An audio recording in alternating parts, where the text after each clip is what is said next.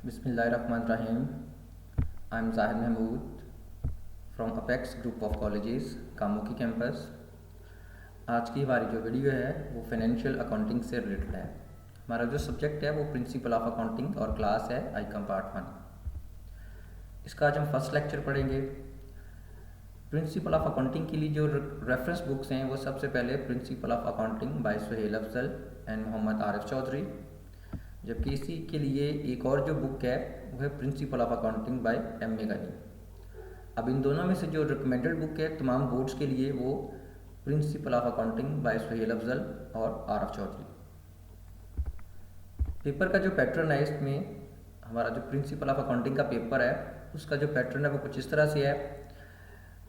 इस पेपर का जो सबसे पहला हिस्सा है वो ऑब्जेक्टिव से रिलेटेड है, जिसमें हमने MCQs तैयार करने हैं। इसमें पेपर में जो 20 MCQs होंगे, एक MCQs 1 नंबर का होगा और यूँ इसके 20 मार्क्स होंगे। अब जो सेकंड इसका पोर्शन है वो है सब्जेक्टिव। अब सब्जेक्टिव में पेपर को दो हिस्सों में डिवाइड किया गया है। पहला जो पार्ट है इसका वो शॉर्ट क्वेश्चन से रिलेटेड है। अब शॉर्ट क्वेश्चंस के दो सेट्स होंगे, set A and set B. Set A में टोटल 8 क्वेश्चंस हैं, जिनमें से हमने कोई 5 सवाल सॉल्व करने हैं और यूँ इसके 10 नंबर हो जाएंगे। 5 टोटल क्वेश्चन हैं, 2 नंबर का एक सवाल है और यूँ इसके 10 मार्क्स हो जाएंगे। इसी तरह से सेट बी में भी टोटल 8 क्वेश्चन हैं, इसमें से भी हमने कोई 5 सवाल सॉल्व करने हैं और 2 नंबर का एक सवाल होगा, यूँ इसके 10 मार्क्स हो जाएंगे। इनके 10 और 10 20 नंबर हमारे शॉर्ट क्वेश्चन के होंगे और 20 नंबर ही हमारे जो है वो ऑब्जेक्टिव के होंगे। इसी तरह अगर दूसरे हिस्से की बात की जाए तो उसमें जो टोटल लॉन्ग क्वेश्चंस हैं वो 6 होंगे, लेकिन इनमें से कोई हमने 3 क्वेश्चन सॉल्व करने हैं। 20 नंबर का एक क्वेश्चन है और यूँ जो टोटल 3 क्वेश्चंस के जो नंबर हैं वो 60 मार्क्स हैं और यूँ इसका 100 मार्क्स का पेपर पूरा हो जाता है। अगर सिलेबस कंटेंट्स की बात की जाए तो अपने पेपर को तैयार करने के लिए हमने जो चैप्टर्स पढ़ने हैं उनकी डिटेल्स कुछ इस तरह से है। सबसे पहले इंट्रोडक्शन, जिसमें हमने अकाउंटिंग के जो बेसिक प्रिंसिपल्स हैं या बेसिक्स हैं वो पढ़नी है। दूसरे नंबर पे ट्रांजैक्शंस एंड अकाउंटिंग इक्वेशन, इसमें हम अकाउंटिंग इक्वेशन बनाना सीखेंगे।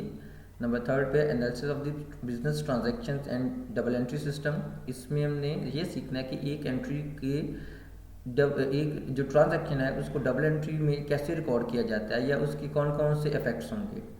उसके बाद उसका हम जर्नल बनाना सीखेंगे। नेक्स्ट जो चैप्टर है नंबर 5 पे है लेजर, जिसमें हमने लेजर्स बनाना सीखने हैं। नंबर 6 पे हमने जो चैप्टर पढ़ना है वो cash book and bank reconciliation statement है।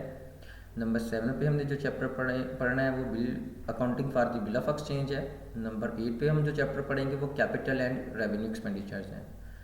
और नंबर 9 पे हम जो चैप्टर तैयार करेंगे वो होगा रेक्टिफिकेशन ऑफ एरर्स।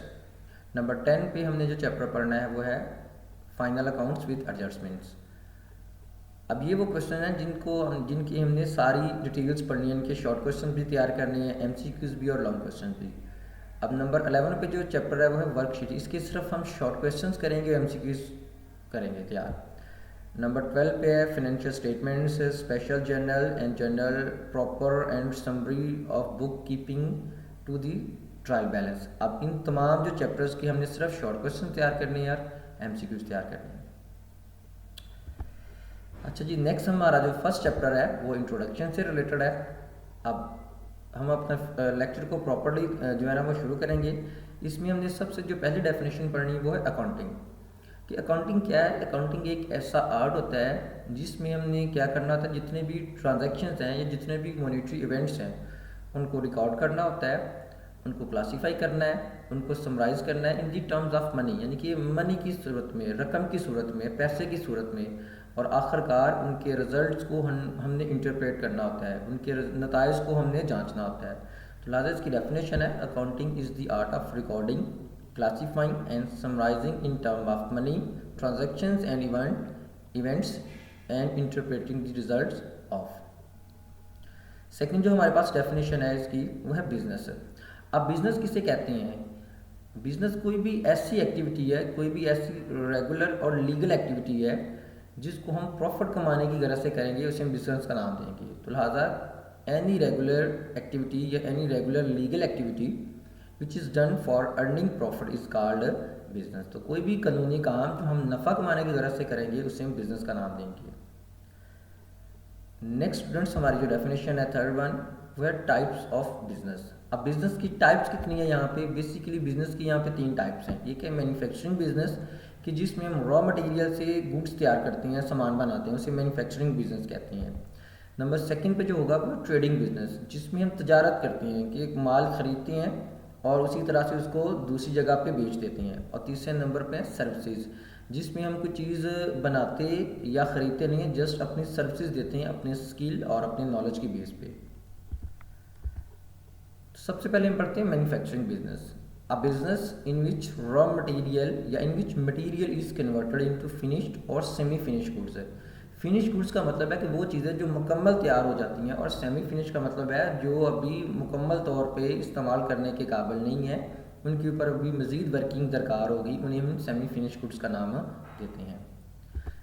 इसकी एग्जांपल्स हमारे पास होंगी मैन्युफैक्चरिंग बिजनेस की, जिस तरह टेक्सटाइल मिल्स है, ये एक मैन्युफैक्चरिंग बिजनेस की एग्जांपल है। इसी तरह से जो सेकंड एग्जांपल है वो शुगर मिल्स, ये भी एक मैन्युफैक्चरिंग बिजनेस की एग्जांपल है।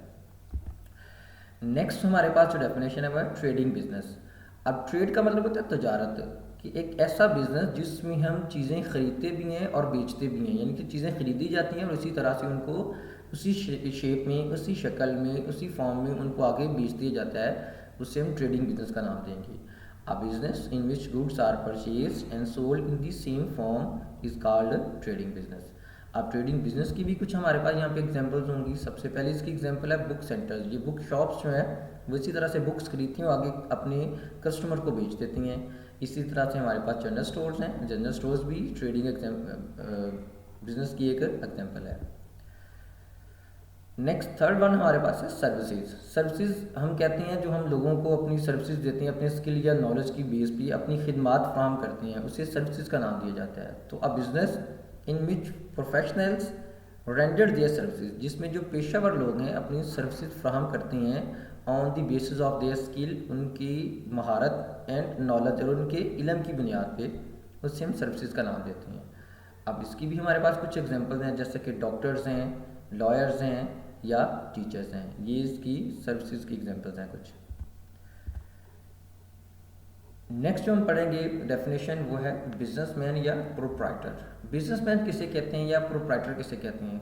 कोई भी वो आदमी जो पैसा कारोबार के अंदर लगाता है या टाइम लगाता है, किस मकसद के लिए? नफ़ा कमाने के लिए। कोई भी पर्सन अगर पैसा और टाइम बिजनेस के अंदर इन्वेस्ट करता है पैसे कमाने के लिए, नफ़ा कमाने के लिए, तो उसे हम बिजनेसमैन या प्रोप्राइटर का नाम देंगे।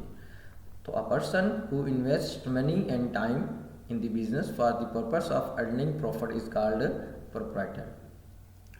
इस तरह से बच्चों नेक्स्ट हमारे पास जो डेफिनेशन है वो है मैन्युफैक्चरर। अब मैन्युफैक्चरर का मतलब है कि वो आदमी जो मैन्युफैक्चरिंग के बिजनेस से इंगेज होगा, यानी कि वो आदमी जो मैन्युफैक्चरिंग बिजनेस करता होगा या मैन्युफैक्चरिंग का बिजनेस करता होगा, उसे मैन्युफैक्चरर कहेंगे।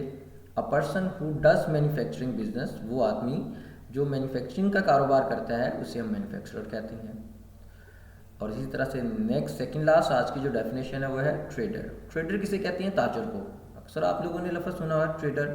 तो वो आदमी जो तजारत करता है, यानी कि जो ट्रेडिंग का बिजनेस करता है, उसे हम ट्रेडर बोलते हैं। A person who does trading business, वो आदमी जो ट्रेडिंग का कारोबार करता है या ट्रेडिंग बिजनेस करता है, उसे हम ट्रेडर कहते हैं।